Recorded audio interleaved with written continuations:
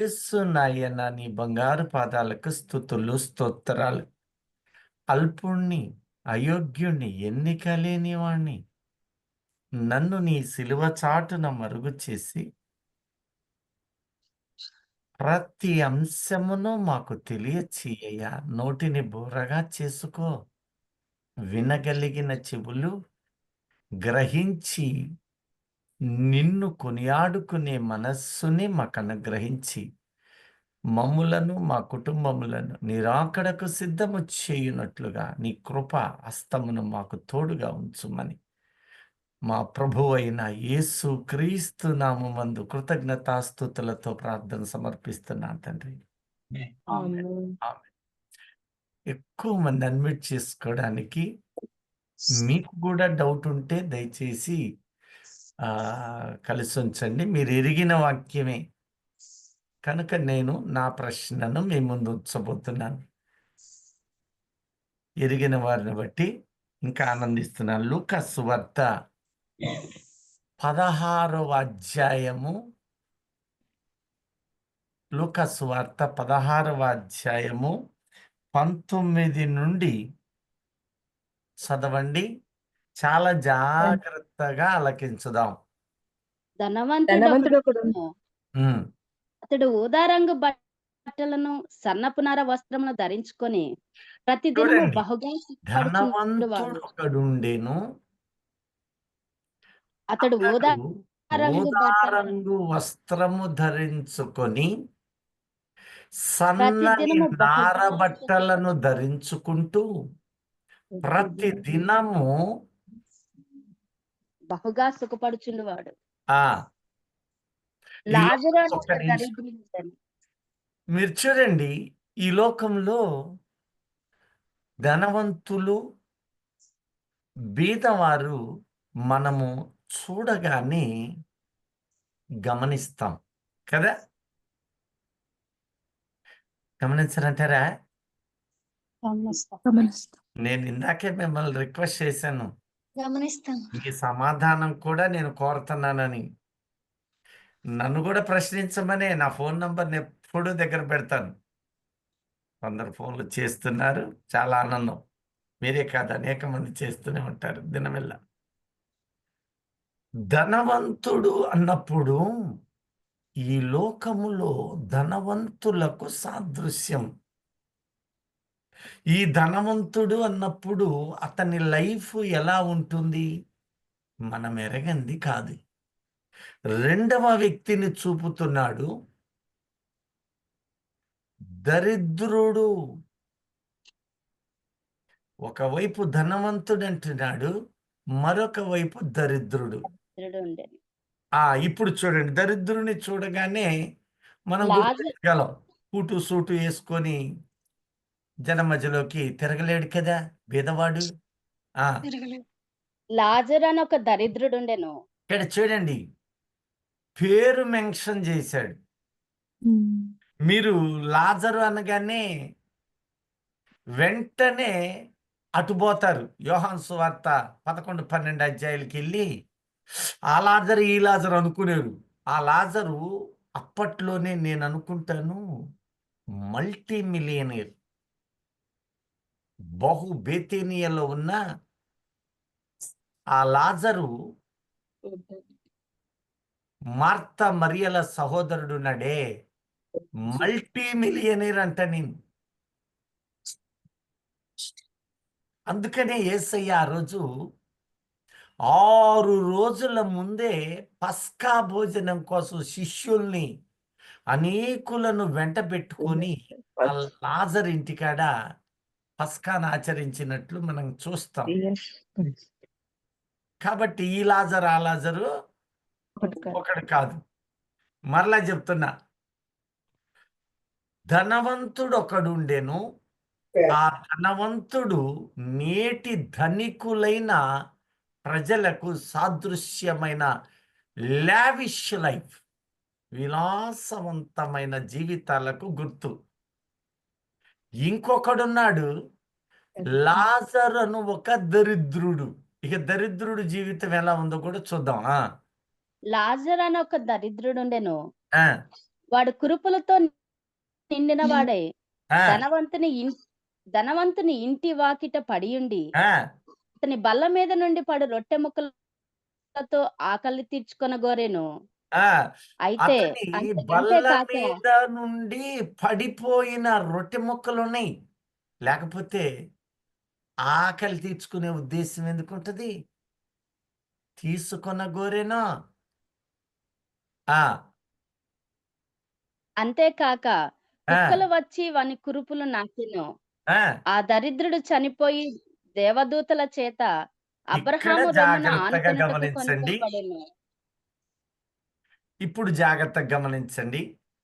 దరిద్రుడేమో చనిపోయి ఎక్కడికి వెళ్ళాడట? దేవదూతల చేత అబ్రహాము రొమ్మున ఆనుకొనుటకు కొనిపోబడెను. ఒకటి, మీరు చదివే వాళ్ళు కూడా 1 by 1 నిదానించే చదవండి. మనం ఎక్స్‌ప్రెస్ ట్రైన్‌లో ఎక్కడికి వెళ్ళటం లేదు కదా! కాబట్టి దరిద్రుడు చనిపోయాక దేవదూతల చేత కొనిపోబడ్డాడు అని ఉంది. తర్వాత ధనవంతుడు కూడా చనిపోయి పాతిపెట్టబడెను. మన ప్రశ్న ఈరోజు ఇదే. అందరూ సాధ్యమైనంత మటుకు సమాధానం చెబుతారని తెలివి, జ్ఞాన, వివేచన కలిగిన వారం గనక తప్పించుకోకుండా మీ ప్రశ్నలు ఇస్తారని లేక ఆన్సర్లు ఇస్తారని కోరుతున్నా. ధనవంతుడు కూడా చనిపోయి పాతిపెట్టబడెను. ఆ అప్పుడు అతడు ఆ పాతాళములో బాధపడుచు ఇతగాడు ఎక్కడికి పోయాడు? పాతాళంలో దాని దరిద్రుడు వెరీ గుడ్. దరిద్రుడేమో అబ్రహాము రొమ్ముకి వెళ్ళాడు. ధనవంతుడేమో పాతాళ లోకానికి వెళ్ళాడు.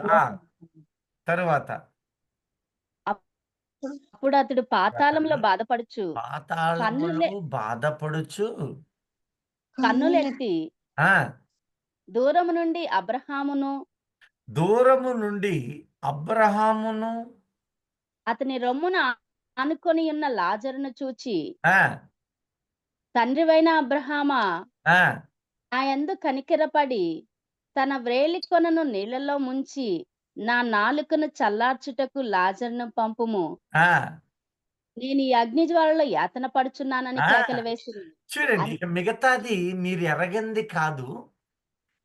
ఆ తరువాత అబ్రహాము కొన్ని మాటలు చెప్పడం, లేదయ్యా ఇంకా నాకు బయట ఐదు 5 సోదరులు ఉన్నారయ్యా, నేను అక్కడికి వెళ్ళి వాళ్ళతో మాట్లాడుతానయ్యా, నాలాంటి శ్రమ వారికి కలగకూడదయ్యా అంటున్నాడు ఈ ధనవంతుడు.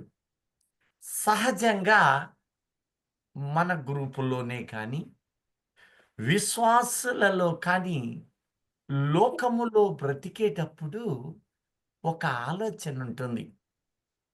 ఆ కార్లలో తిరుగుతుంటే బాగా స్థితి నగలు నట్ర పెట్టుకుంటూ జీవిస్తూ లావిష్గా ఉన్న వాళ్ళు ధనవంతులని ఎంచబడ్డప్పుడు వాళ్ళను చూసినప్పుడు ఈ బీద మనస్సు, ఏ మనస్సు? బీద మనస్సు ఒక కోరిక కలుగుద్దా లేదా? నిన్నటిదాకా నాలా ఉంది ఆ కుటుంబం, ఈ రోజున ఎలా వచ్చిందో సంపద వచ్చింది. లేకపోతే నీవింకా దుర్భర స్థితిలో ఉంటే నా బతుకెందుకు ఎట్టయింది? మీరు ఎప్పుడు అనుకోలేదంటారా? ఎవరు అనుకున్నట్లేరు, అందుకే సమాధానం లేరు.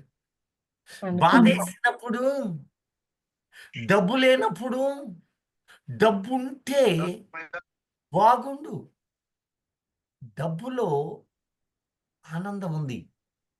డబ్బుంటేనే అన్నిటికీ విరుగుడు, సమాధానం అనుకోని వాళ్ళు ఎవరుంటారు?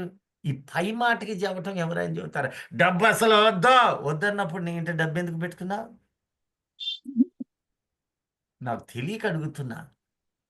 డబ్బొద్దా, ఇది పాపిష్టిది అన్నావు, బానే ఉంది. కానీ పిల్లలకి, పిల్లల పిల్లలకి ఎందుకు రాసిత్తనా? ఆ దేవునికి సన్నిధికి ఇవ్వచ్చు కదా. అంటే ఈ డబ్బు వారి వారి క్రమములను బట్టి సంపాదించుకున్నది.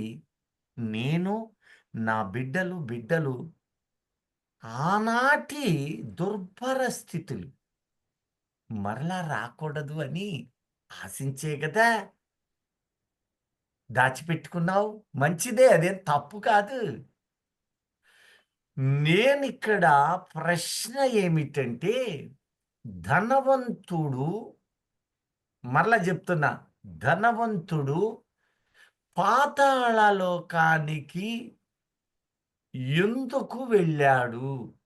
ఎందువలన పాతాళలోకమునకు వెళ్ళి అగ్ని జ్వాలలు కింద నుండి తగులుతుంటే బాధ ఎందుకు పడుతున్నాడు?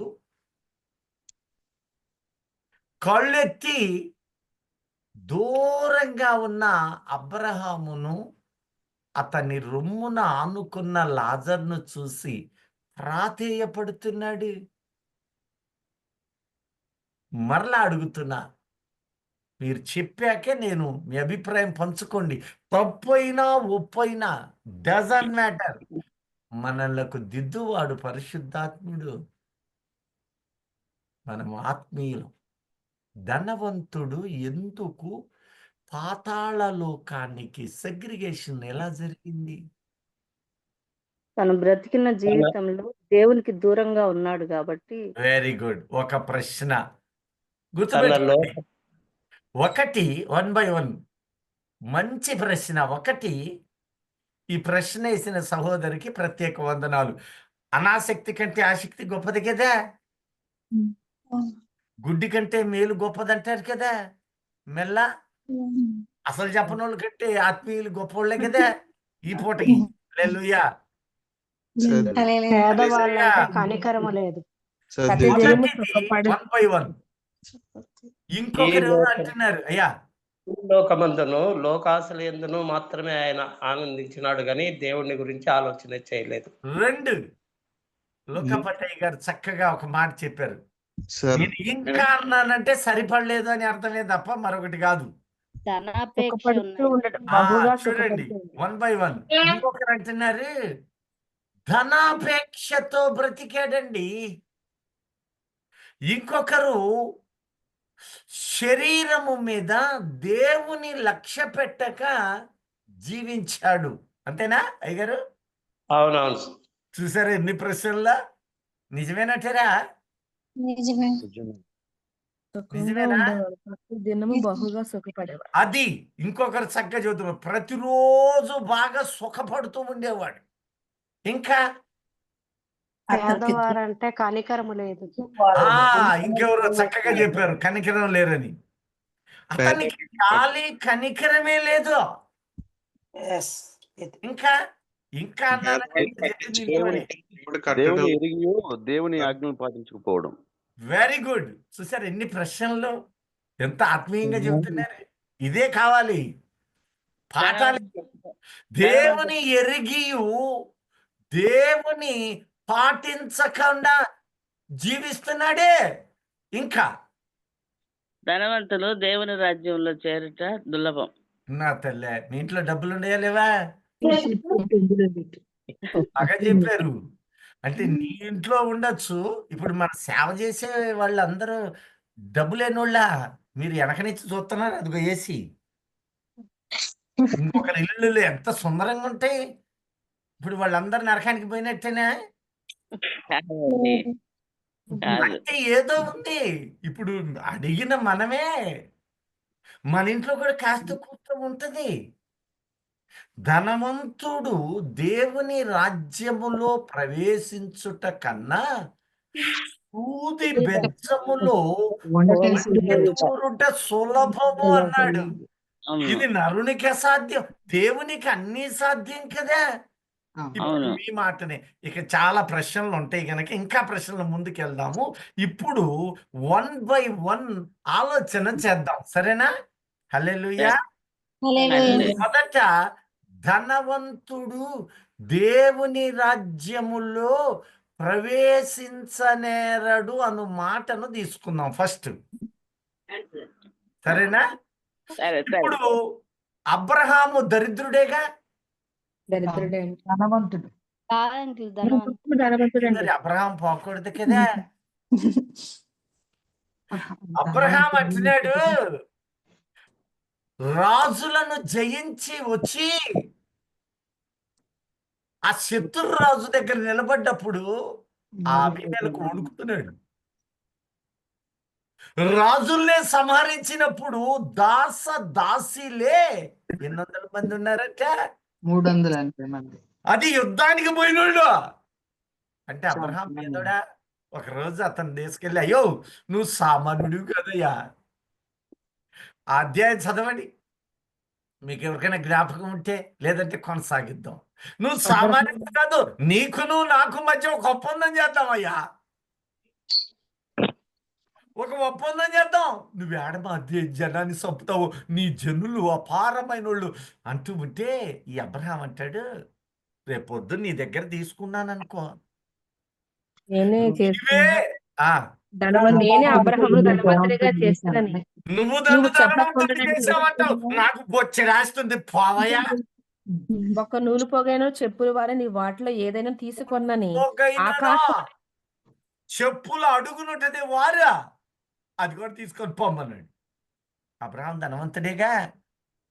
ఇప్పుడు ఈ మాట ధనవంతుడు దేవుని రాజ్యానికి పోడు అని అంటే ఈ బైబిల్లో ఉండాలి. అబ్రహాము ఇస్సాకు ఆ దేశములో 100 ఫలము, వాళ్ళంతా దరిద్రం వచ్చి అల్లాడుతున్నారు, కరువు కాటకాలు వచ్చి.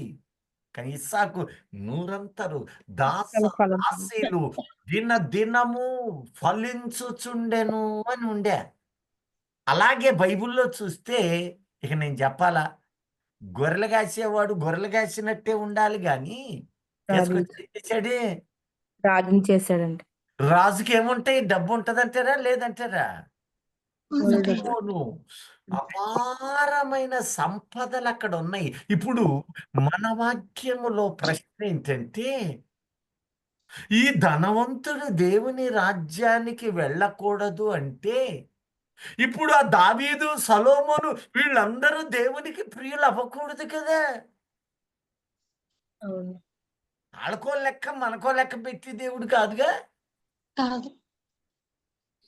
మరి వాళ్ళేమో దావీదు నా హృదయానుసారుడే, సొలొమోను అయ్యా జ్ఞానం ఇయ్యాయి అంటే డబ్బుతో పాటు సంపద సిరులు అన్నీ ఇచ్చేశాను. ఇంకొక ఆయన ఉన్నాడు, గాడిదలు కాస్తున్నాడు. ఎవరు? సౌలండి. సౌలు మహారాజుని చేశానంటున్నాడు. అంటే ఏదో తేడా ఉండట్టుంది. ఆ తర్వాత ఇంకొకరు ఏమన్నారు, ఈ ధనవంతుడికి కనికరము లేకపోయింది. మొక్కలు ఆకలి తీర్చుకోవడానికి ఇచ్చేవాడు. ఇప్పుడు ధనవంతుడికి కనికరం లేక బీదలను కరుణించలేదేమో. ఇది మంచి ప్రశ్నే, ఇది కూడా కదా. హల్లెలూయా. ఇప్పుడు ఈ మాటను చాలా జాగ్రత్తగా గమనిద్దాం మళ్ళీ. అదేంటంటే ఇప్పుడు మొదటి మాటలో మనం గ్రహించింది ఏంటంటే, ధనము ఉండడము దేవునికి ఇష్టమే. ఆయన చేసిన ధననిధి. అప్పుడప్పుడు మన గ్రూపులో సేవకులు దైవజనులు వాళ్ళ పూర్వముంద పరిస్థితిని వాళ్ళు తెలియచేస్తున్నారు. ఒకప్పుడు నేను లేమి కలిగిన వ్యక్తిని, ఒకప్పటి నా బ్రతుకు ఎంత దయనీయమో, తినడానికి లేని స్థితి. ఈరోజు నా దేవుడు అపారమైన కాపుదలు ఇచ్చాడండి. నాకిచ్చిన వాడు నీకును ఇస్తాడని వారి జీవిత అనుభవాలు చెప్పడం గమనించటం లేదటారా? అంటే ఆనాడు చేసిన వాడు నేడును తన ప్రియులను ఎంచినప్పుడు ఎలా చేస్తున్నారు అంటే, వాళ్ళ తల్లి లేక వాళ్ళ తండ్రి, వాళ్ళ పితరులు లేక తాను ప్రార్థనలు చేస్తూ యాచిస్తున్నారు. ఆ తల్లిదండ్రుల యాచనలు బిడ్డలను సౌభాగ్యవంతులనుగా మార్చినట్లు మనము చూస్తూనే ఉన్నాం. హన్నా ప్రార్థన సమూయేలును న్యాయాధిపతిని ఇజ్రాయేలుకి ఇచ్చిన క్రమము చూస్తూ ఉన్నాం. హల్లెలూయా. హల్లెలూయా. కాబట్టి డబ్బు అనే విషయములో, ధనవంతుడనే విషయములో మన ఆలోచనను కొద్దిగా సరళించుదాం. ఇప్పుడు రెండవది, అతడు కనికరము లేనివాడు. ఇప్పుడు చూడండి, యోహాను సువార్త 5వ అధ్యాయము 5-6 వచనాలు ఒక్కసారి చూడండి. అక్కడ ఆ 38 ఏండ్ల నుండి వ్యాధి గల ఒక మనుష్యుడుండెను. 38 ఏండ్ల నుండి వ్యాధి గల మనుష్యుడుండెను. యేసు వాడు పడియుండుట చూచి కొన్ని రిఫరెన్స్ల్లో వాడు బహుకాలము నుండి పడుండుట చూశాను. ఇప్పుడు వాడప్పటికి కంపేర్ బహుకాలం చేయండి నుండి అమ్మా. ఉందండి. ఉందా? పక్కనే ఉంది. సరే, పర్లేదు, కొన్ని మింగినా పర్లేదులే, నేను కవర్. ఆ మాట అయిపోయిన తర్వాత ఉందండి. చూడమ్మా, చదువు అయితే. యేసు వాడు పడియుండుట చూచి వాడప్పటికి బహుకాలము నుండి ఆ స్థితిలో వెరీ గుడ్, ఉన్నాడని ఎరిగి హల్లెలూయా. ఇప్పుడు మీరు కంపేర్ చేయండి. లాజరును ఒక దరిద్రుడు కూడా ధనవంతుని ఇంటి వాకిట దగ్గర పడి ఉండటం అంటే, ఒకరోజు 2 రోజులు అట్టొచ్చి అట్టపోయేవాడిని పడి ఉండి అన్నారా? లేదు. కాలం పెట్టి, చాలా రోజులు పెట్టి ఆడ కూర్చొని ఈ ధనవంతుడు తిన్నాక కొంత మిగులుతూ ఉంది. ఆ మిగిలినటువంటి వాటిని ఆ పేదవాడికి ఇస్తున్నట్టు కనపట్లా. లేకపోతే వాడెందుకు అక్కడ ఉంటాడు? చక్కగా పడి ఉన్నాడంటే దిండు దుప్పటి ఏదో కాస్త వేసుకొని పడి ఉన్నట్టే కదా. ఇప్పుడు నేను మిమ్మల్ని ప్రశ్నిస్తాను. మీలో ఎవరికైనా 5 స్టార్ హోటల్లో లేకపోతే విలాస్ అంటే పెద్ద పెద్ద భవంతులు, అపార్ట్మెంట్ కాదు, ఇండిపెండెంట్ హౌస్లు ఉన్నోళ్ళు ఉంటారు కదా. ఉన్నారా ఎవరన్నా? చాలా మంది ఉన్నారు. ఈ ఇంటి వాకిడి దగ్గర, బయట ఎక్కడో కాదు, మూలన కూడా కాదు, ఇంటి వాకిడి దగ్గర నువ్వు 10 కోట్లు పెట్టి 5 కోట్లు పెట్టి కట్టుకుంటే ఆ వాకిడి డోర్ దగ్గర అక్కడే పడి ఉంటే మీరు అతన్ని యోగక్షేమాలు రోజు అడుగుతూ పరామర్శ చేస్తారా? రే ఎవరురా నువ్వు పో అంటారా?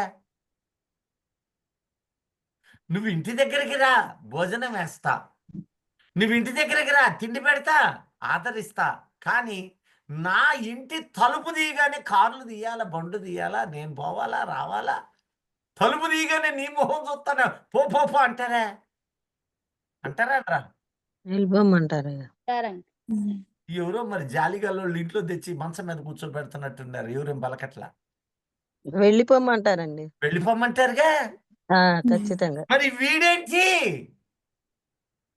తలుపు దగ్గర పడి ఉండెను, వాకిటి దగ్గర పడి ఉంటే బహుకాలము నుండి, ఎంతకాలమో ఆ రాయలేక, పోరా నా కొంప దగ్గర ఉందో. దైవజనులను చూసా నేను, రోజు వస్తున్నామేంది, ఏం పని చేసుకోలేవా? దైవజనులు నేను పక్కనే ఉండి నవ్వుకుంటా కూర్చుంటా.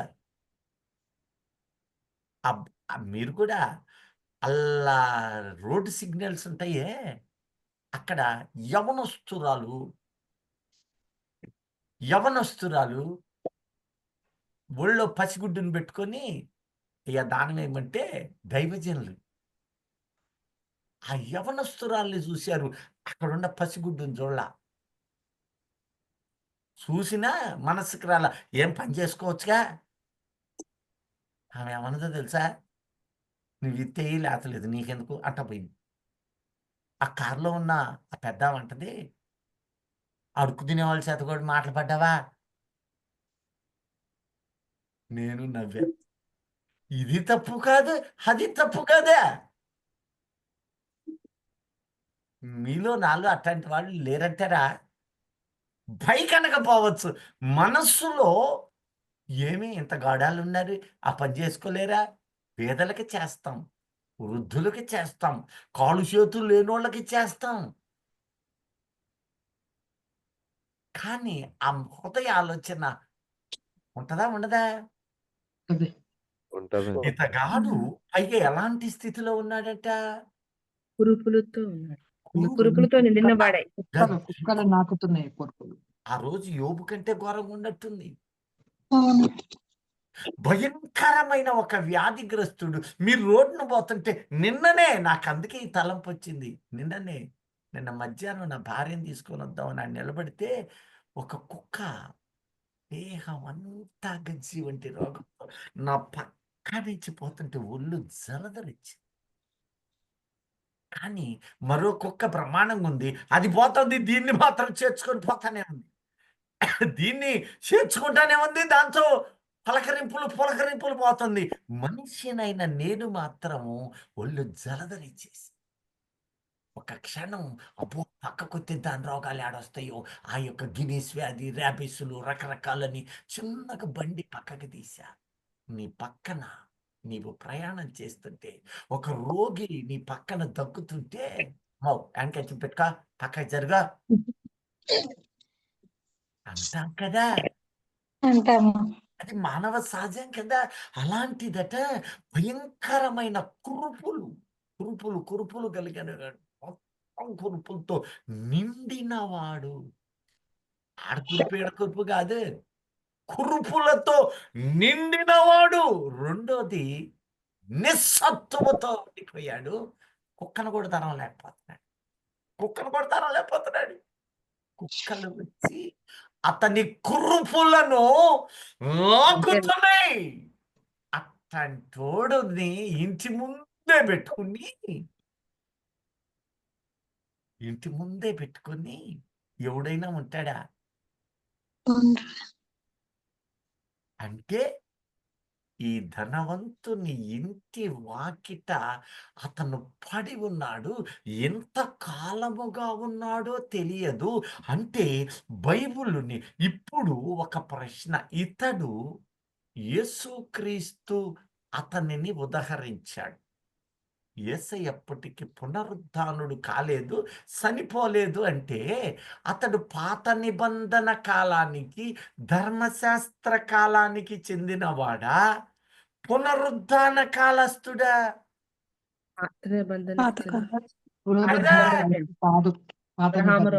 చూడండి, చక్కగా చెబుతున్నారు. దేవునికి స్తోత్రం. హల్లెలూయా.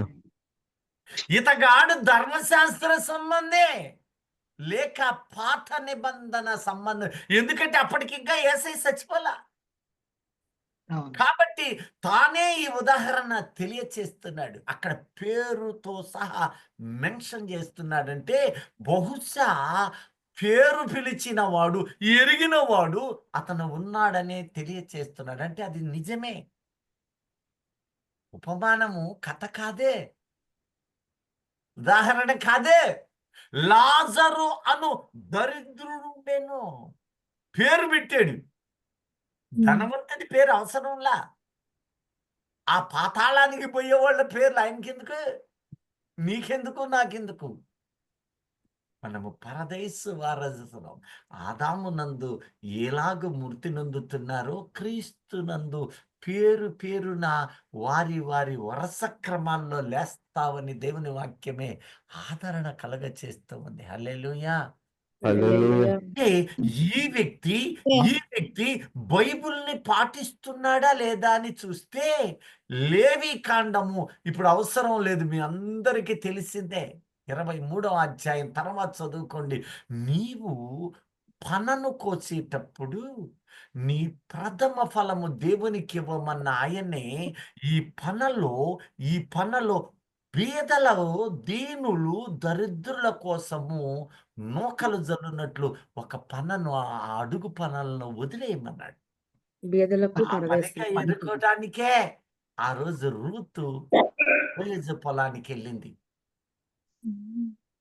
నీవు పరిగెను ఏరుకొనున్నప్పుడు, నీవు పంటను కోయునప్పుడు ఆ పరిగెలు కొన్ని బీదలు, దీనులు, పరదేశులు, దిక్కులేని వారు, స్త్రీలు, విధవరాళ్ళైన వారు వీళ్ళ కోసం విడువా అంటే ఇతగాడు ధర్మశాస్త్రాన్ని పాటిస్తున్నట్టే లేదే?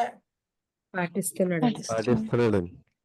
ఒకటి, దరిద్రుడు, కురుపులతో నిండిన వాడు, హేయమైన వాడు ఇంటి ముందు బడి ఉంటే నువ్వు లేచిపా అల్లా. నేను కూడా అన్నండి అన్నవాళ్ళు ఎవరైనా అకృపులతో ఇంత స్థితిలో ఉన్నవాళ్ళని ఇంటి వాకిటి దగ్గర పెట్టుకోండి. ఇంత ప్రార్థన చేస్తున్నాం కదా, నేను కూడా వల్ల కాదు. ఒరే నాయనా, నీకు సాయం చేస్తానురా బాబు, నీకు కావలసినంత ఒకటో రెండో నాకు తోసింది చేస్తాను, నువ్వు నా కొంప ముందు ఉండబకరా. ఈగలు, భయంకరమైనటువంటి క్రిములు, కుక్కలు అన్ని నీ చుట్టున్నాయి. నువ్వు తెచ్చుకున్న రొట్టె ముక్కలు 5 కూర్చున్నాయి రా. నువ్వు నిస్సత్తు కలిగినోడు అంటావా అనవా? అంటాం. కానీ అతను అనలేదు. ధనాన్ని వాక్యం అంటుంది ఇతడు పాతాళానికి వెళ్ళాడు, అతను పరదేశుకి వెళ్ళాడు. వై? ఇతను ధనాన్ని ప్రేమించాడు, అతను దేవుణ్ణి ప్రేమించాడు. ఇప్పుడు మరొక ప్రశ్న. రెండవది, ధనవంతుడు. ధనం ఉండటం తప్పు కాదు, ప్రేమించకూడదు. ధనం ఉండటము తప్పు కాదే. ఇప్పుడు నీవు నేను డబ్బుని ప్రేమించని వాళ్ళు ఉంటారా? కాకపోతే మనకి లోకానికి తేడా ఏంటంటే క్రీస్తు కన్నా ఎక్కువ ధనాన్ని ప్రేమించకూడదు. ఎక్కువ ప్రేమించు. క్రీస్తు మొదట ధనాన్ని ప్రేమించము అన్నవాళ్ళు ఆ డబ్బుని ఇంత ఉండకూడదు. అవసరాలకు గాని, పరిస్థితులకు గాని, రోగరుష్టులకి గాని ప్రేమించాము అంటే అర్థమైంది, మన దగ్గర ఉంచుకున్నాం. అవసరాలకు ఉంది. అది తప్పు అని బైబిల్లో నేను ఎరగలేదు, ఏమన్నా ఉందేమో మరి. ఇప్పుడు ఆలోచన చేయండి, ఈ ధనవంతుడు ధనాన్ని కలిగి ఉన్నాడు, ఆనందించాడు.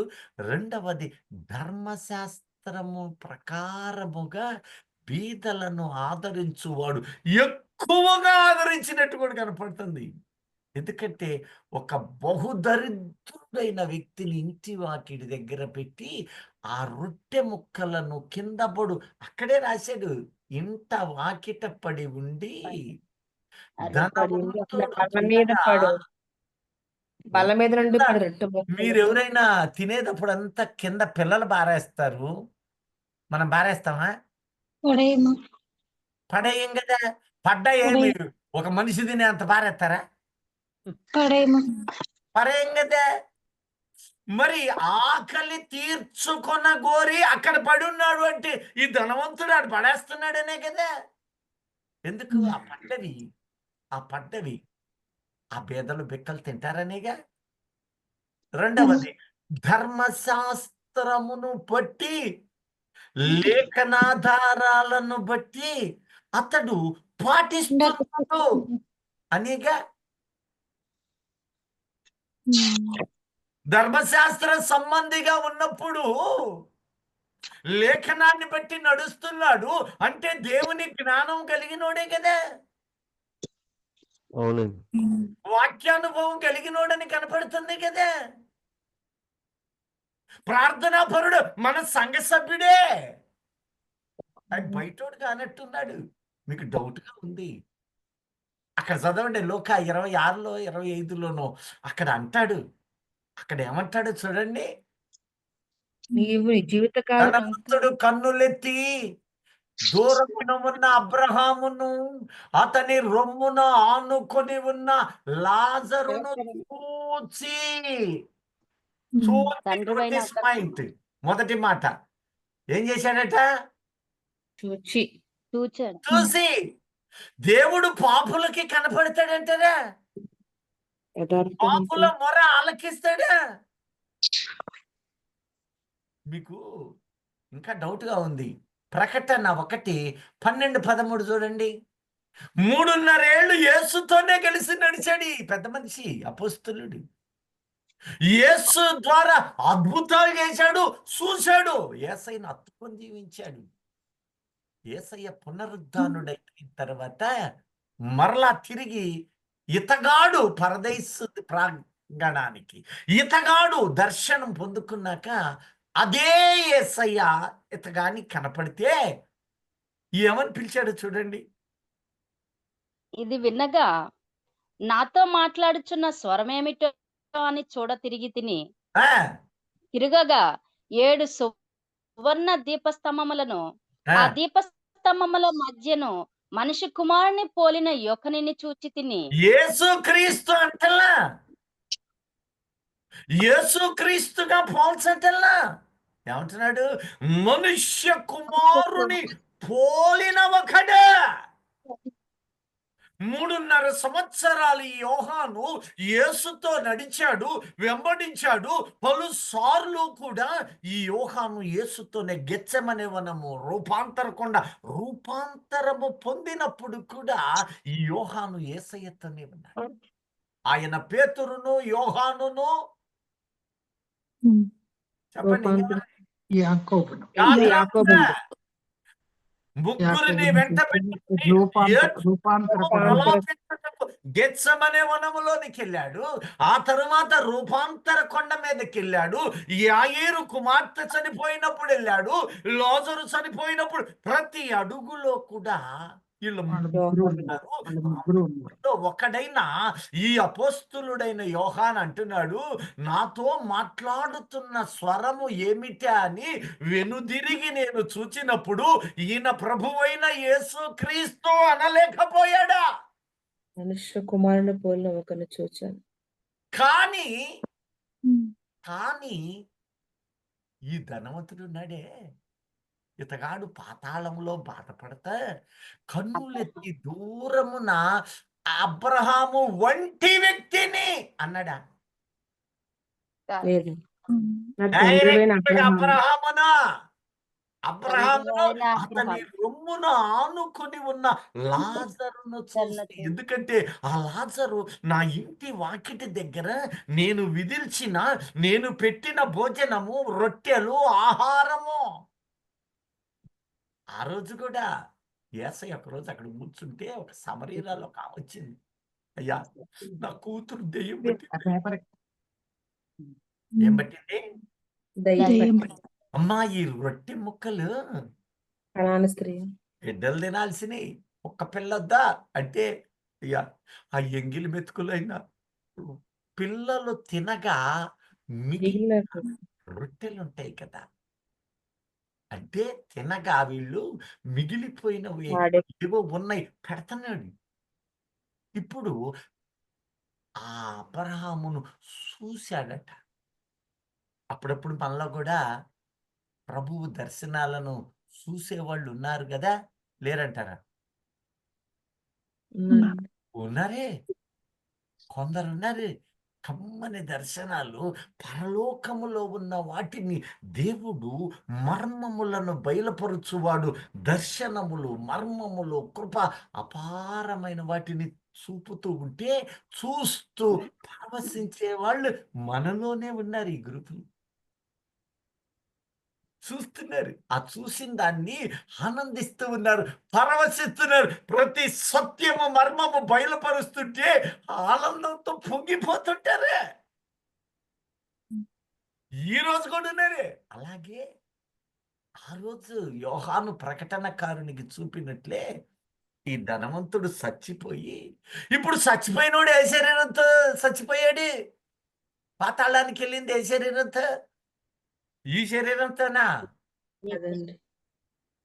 చూడండి, ఆ వాక్యం అక్కడ చేయబెట్టి 1వ కొరింథీ 15:43-44 చూడండి.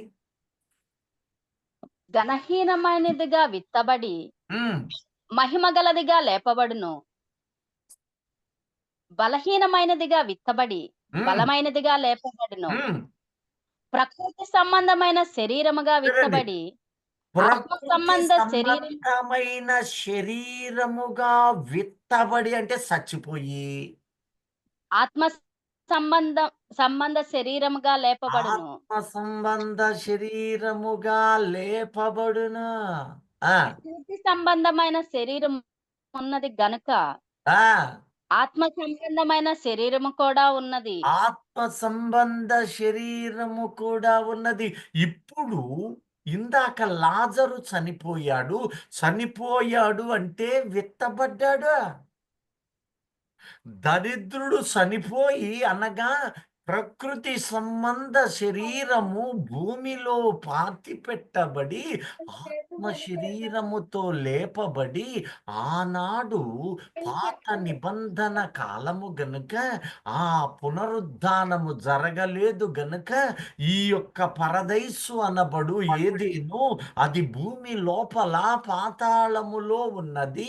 ఈ పాతాళము 2 భాగాలుగా ఉన్నది, ఎగువ పాతాళము, దిగువ పాతాళము. ఇప్పుడు ఎగువ పాతాళమునకు వెళ్ళిన వాడు లాజరే. అక్కడే మృతులైన వారు ఆదాము నుండి యేసయ్య వరకు అక్కడే ఉన్నారు.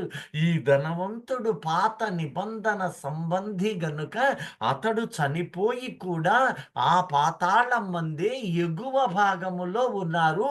ఆ భాగమునకు అబ్రహాము రొమ్ము అని పేరు, గుండె. హల్లెలూయా. ఇప్పుడు ధనవంతుడు కూడా చనిపోయాడు, అదే పాతాళములోనికి జారిపోయాడు, కానీ దిగువ పాతాళములో ఉన్నాడు. అక్కడ నుండి దూరమున అలా చూస్తూ ఉన్నాడు. దూరమున ఉన్న ఆ అబ్రహాముని చూశాడు, లాజరును చూశాడు. అప్పిచ్చాడు కదా, నీళ్లు భోజనం అప్పిచ్చాడు కదా. ఇప్పుడు తనకి దప్పికై, అబ్రహామా నువ్వియ్యి అంటల్లా, నువ్వివ్వమంటలా.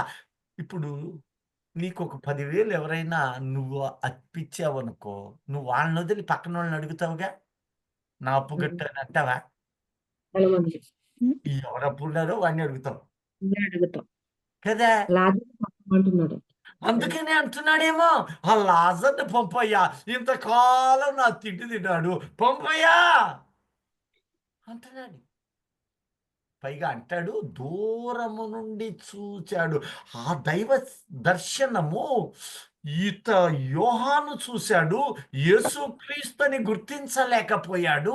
ఎవరో మనుష్య కుమారునిగా, అంతటి మహిమను చూడలేక మనుష్య కుమారునిగా పోల్చాడు.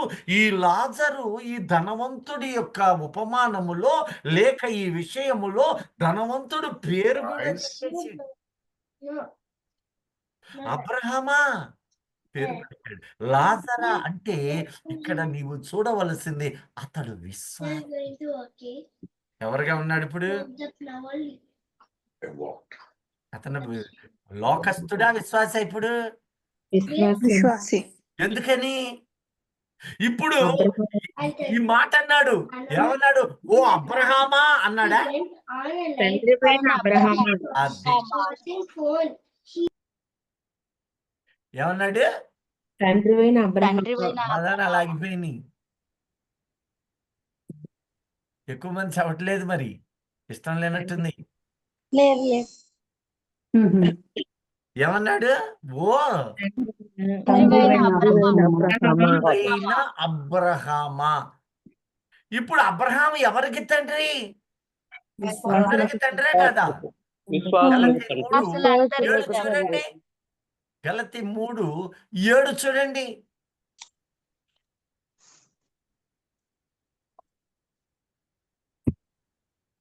కాబట్టి ఆ, విశ్వాసి సంబంధులే అబ్రహాము కుమారులని మీరు తెలుసుకొనుడి. అదిగా ఇప్పుడు అతని విశ్వాసే కాడా? విశ్వాసం. మన గ్రూపులో సభ్యుడే కాదా? మన గ్రూప్ అంటే సభ్యుడే. మనదే కాదు, ఈ భూమి మీద విశ్వాసులా. మరి ఎందుకు పోయాడు పాతాళానికి? మీరు అంటున్నారు ఇక డబ్బు మీద ఆశ ఉంది. డబ్బు మీద ఆశ ఉండటం తప్పు కాదు, సంపాదించుకోవాలి. అత్యాశ తప్పు. ఆశలన్నీ రెండు. ఒకటి బ్రతుకు తెరువు మీద ఆశ, మంచిది. ఏనాటి కీడు ఆనాటికి చాలును. ఏ రోజుకి ఆ రోజు నీ కష్టార్జితము ఆశే. కానీ దురాశ, లంచాలు, మోసాలు, అక్రమాలు, అన్యాయాలు ఇవన్నీ తెచ్చి పరిహారం నొందకుండా దాచుకొని గుడ్డు పెట్టడం అది ఒప్పడు దేవుడు. కానీ నీవు మారు మనస్సు పొంది నీ పాపాన్ని పరిహారం చేసుకోగలిగినప్పుడు అక్కడ అంటున్నాడు, జక్కరియను గురించి అంటున్నాడు, ఇతడు కూడా అబ్రహాము కుమారుడే. ఎందుకంటే అతని ఇంటికి చేరినప్పుడు యేసు వాక్యము, యేసయ్య అతని ఇంట్లో, అతని హృదయములో, అతని గృహములో ప్రవేశించినంతసేపు యేసయ్య ఏం మాట్లాడలా. అక్కడ ఉండేవాళ్ళు సనుక్కుంటున్నారు, ఏంది పాపి ఏంది ఈ మనిషిని ఇంటికి వచ్చాడు, ఇతగాడు పాపి అని తెలుసా తెలీదా అంటున్నారు. మౌనంగా ఉన్నాడు. ఎప్పుడైతే తన ఆస్తిలో సగభాగము అక్రమంగా సంపాదించిన దానికి 4 రెట్లు నిర్గమ 22 ప్రకారముగా ఎప్పుడైతే బయలుపరచడం జరిగిందో, ప్రకటించాడు, అప్పుడు యేసయ్య నోరు తెరిచి ఇతడును అబ్రహాము కుమారుడే. మనలో తప్పులు చేయని వాళ్ళు ఉండరు. మనిషి పాపి, మనిషి స్వభావమే పాపము. పాపము చెయ్యని నరుడు లేడు. అయితే దిద్దుకున్నాడు. పాపాన్ని దిద్దుకోవాలి, పరిహారము నొందాలి. తన పాపములకు ప్రాయశ్చిత్తము నొందినవాడు ధన్యుడని లేఖనం ఉంది. ఈ ధనవంతుడు అబ్రహామును చూడగలిగాడు. అంటే ఇదిగో ఆ తండ్రి అని మూడవదిగా పిలుస్తూ ఉన్నాడు. తండ్రివైన అబ్రహామా అన్నప్పుడు అబ్రహాము కూడా కింద వచనాలు అంటున్నాడు, కుమారుడా అని సర్టిఫై చేస్తున్నాడు. అబ్రహాము కుమారుడా. అదిగో ఎవరయ్యా కుమారుడు అంటే, ఇందాక సహోదరి చక్కగా చదివింది, బిడ్డ చదివింది, విశ్వాస సంబంధులే అబ్రహాముకు కుమారుడు. చూసారా? ఇప్పుడు అతను విశ్వాసి కాదంటారా? విశ్వాసం. మందిరానికి పోనివాడంటారా? ప్రార్థనలు చేయనోడంటాడా? ఉపవాసాలు చేయనోడంటావా? పేదలను ఆదరించలేనోడంటావా? నేను ఆదరిస్తావు. ఆ ఆదరణ ఎంత గొప్పదో చూడండి. ఇంటి వాకిట్లో కోట్ల అంబానీ ఇంటి ముందు ఎవడన్నా అడుక్కునేవాడు గుడిసెత్తే ఉంటాడా వాడు? ఉన్నాడండి. నీ ఇల్లు నా ఇల్లు అయినంతే. ఇంటికి వచ్చి తలుపు కొట్టి, అపార్ట్మెంట్లో తలుపు కొట్టాలి కూడా కనపడవు. ఆ వాచ్మెన్ కిందనే తరుతుంటాడు. మీరు చూసుకోండి, మా ఇంటికి దగ్గర కూడా నేను ఎన్నోసార్లు చెప్తూ అడుక్కునేవాడు ఉంటే, ఆ డాబా మీద నుంచి నేను రూపాయి వేస్తాను అంటే, నువ్వేస్తావు సరే, మిగతా వాళ్ళు వేయొద్దా, తిడతావు సార్ అంటాడు. అపార్ట్మెంట్లకి అసలు అడుక్కునే వాళ్ళ అవకాశమే లేదు. బొమ్మకాలు చేసేవాళ్ళు కూడా వాచ్మెన్ దగ్గరే. ఇక నువ్వు వేసేదేడా? ఎవడన్నా రోడ్డు మీద పోతుంటే అక్కడ వేయాలి. అంతేగా. నీ ఇంటి దగ్గర అపార్ట్మెంట్ అయినా నీ ఇంటికి ద్వారం ఉంటుందిగా. ఒక దరిద్రుడిని, కురుపులతో నింపబడ్డవాడిని, ఆ గజ్జితోటి అల్లాడేవాడిని ఇంటి ముందు పెట్టుకొని నిరంతరం పోషించే మనస్సు ఎవరికైనా ఉంటుందా? నాకు కూడా లేదు. వాస్తవం ఎప్పుడు ఒప్పుకోవాలి.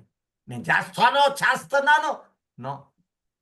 కాకపోతే ఆర్ఫనైజ్, ఓల్డేజ్ హోమ్స్కి వెళ్ళి అక్కడ ఆ కాలమాన పరిస్థితుల్లో కొంత ఏదో సాయం చేస్తాం. ఇది మానవ నైజం. పేదలను ఆదరించే మనసు మనకుంది. కానీ అతడు విశ్వాసి అని దేవుడు చెప్తున్నట్లేదా? అవునా కదా? మరి అతడు పాతాళమునకు కొనిపోబడెను, తండ్రివైన అబ్రహామా అని పిలిచాడు. తండ్రి తండ్రి కుమారుడా అని అబ్రహాము కూడా కన్ఫర్మ్ చేశాడే. ఏయ్ ఎవరినో ఆ రోజు యేసయ్య ఈ మాటల్లా మళ్ళీ చూసారా, అయ్యా నీ నామమున మేము ఏం బాగొచ్చా దయ్యములను వెళ్ళగొట్టలేదు. రోగులను స్వస్థపరిచాం. చూడండి వాక్యము ప్రకటించాం, ఏమేమో చేసాం, అద్భుతాలు చేసామంటే అవును ఆయన అని మాట వరుస కూడా అలా.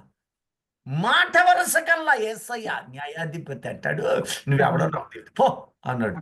వాళ్ళు నిజంగానే చేశారు, చేసినా నువ్వెవరు అన్నట్టు. కానీ అబ్రహాం అంటున్నాడు నా కుమారుడు తండ్రి, ఎస్ నా కుమారుడు. ఇద్దరు ఒకరినొకరు చూసుకున్నారు.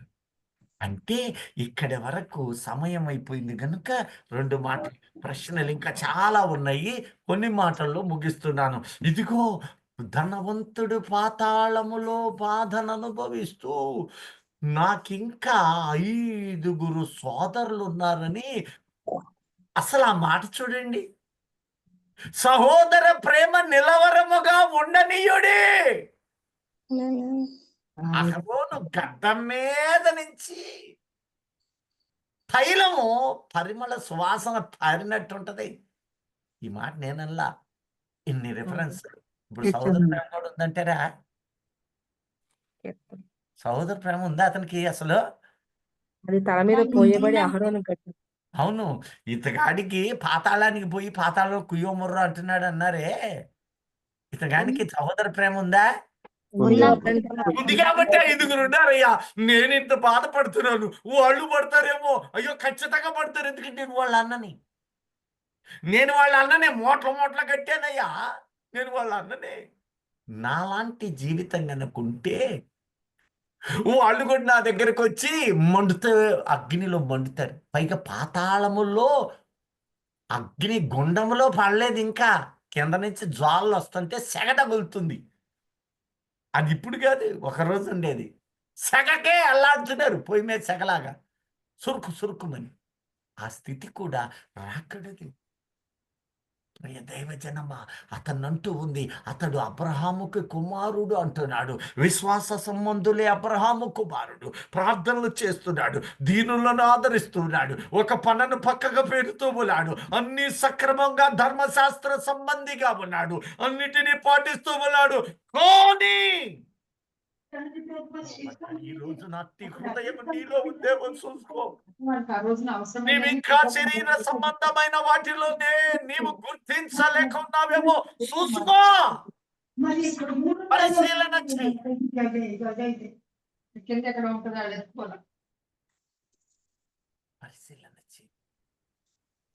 నేను పరదేశు వారసునిగా ఉన్నా కూడా ఆయన నాలో లోపాన్ని గుర్తించినప్పుడు ఏమైపోతానో తెలుసుకుందాం.